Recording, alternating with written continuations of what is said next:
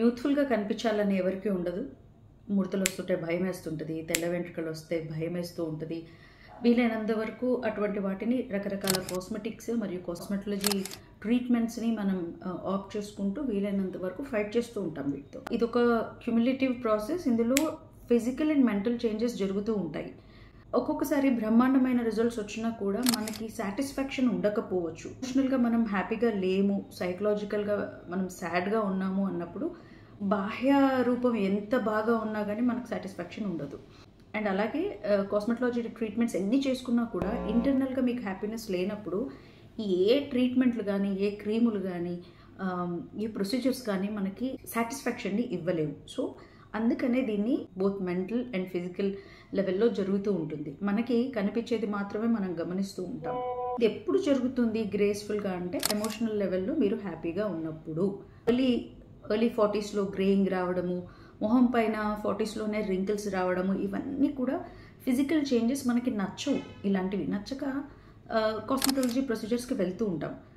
తద్వారా మనం కొంచెం యూత్ఫుల్ లుక్ని పొందినా కూడా if we are not happy from inside డెఫినెట్గా మీకు ఇవేవి కూడా సంతృప్తిని కలగజేయవు. సో మెంటల్ లెవెల్లో కూడా మనం గ్రేస్ఫుల్గా ఏజ్ అవ్వడం ఎలా అనేది తెలుసుకోవాలి. స్కిన్, హెయిర్ వీటి గురించి ఎక్కువ మాట్లాడుతుంటాం. అసలు ఏజింగ్ అంటే లోపల చాలా జరుగుతాయి బాడీలో. ఎన్ని ట్రీట్మెంట్స్ తీసుకున్నా కొన్నిటిని మనం మార్చలేము. సో మన చుట్టూ ఎప్పటికప్పుడు పాజిటివ్ ఆరాని మనం క్రియేట్ చేసుకోవడంలో ప్రతిరోజు కష్టపడాల్సిందే. మనకి యూత్ఫుల్ లుక్ని ఈ ప్రోడక్ట్స్ అండ్ ప్రొసీజర్స్ ఇచ్చినా కూడా కొంతవరకు మనం ఈ స్కిన్ కానీ, హెయిర్ కానీ ఏజింగ్ ప్రాసెస్ని మనం మాస్క్ చేయగలం అంతే.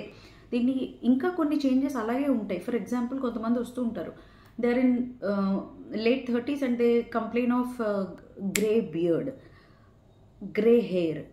ఎంత అందంగా ఉన్నా ఆ తలలో వచ్చిన 2 తెల్ల వెంట్రుకలు, గెడ్డంలో వచ్చిన 2 తెల్ల వెంట్రుకలు, ఎన్ని ప్రొసీజర్స్ చేసుకున్నా, ఎంత కౌన్సిలింగ్, ఎంత కన్సల్టేషన్ చేసినా కూడా కొంతమందికి ఇంటర్నల్గా హ్యాపీగా లేనప్పుడు బహుశా నా అన్హ్యాపీనెస్కి నా హెయిరే కారణమేమో, ఇదిగో ఇలా లేచిన 2 తెల్ల వెంట్రుకలు, ఈ గడ్డంలో మొలిచిన 2 తెల్ల వెంట్రుకలు, ఇవే నా అన్హ్యాపీనెస్కి కారణమేమో అనే విధంగా వాళ్ళు ఊహించేసుకుంటారు. సో ఆ తెల్ల వెంట్రుకలకి ఎప్పుడైతే ట్రీట్మెంట్ లేదు, దాన్ని రివర్స్ చేయలేము, ఏ డయో వాడాల్సిందే అన్నప్పుడు సరే ఏం చేస్తామని ఒప్పుకుంటారు. కానీ లోపల ఇంటర్నల్గా they are not happy with that. Happiness ముఖ్యం. మన ఇన్నర్ హ్యాపీనెస్ని ఎవరైతే చెడగొడుతున్నారో, టాక్సిక్ అని మీకు అనిపిస్తున్నారో వాళ్ళకి దూరంగా ఉండండి. గ్రాటిట్యూడ్ని డెవలప్ చేసుకోండి. Be thankful for today.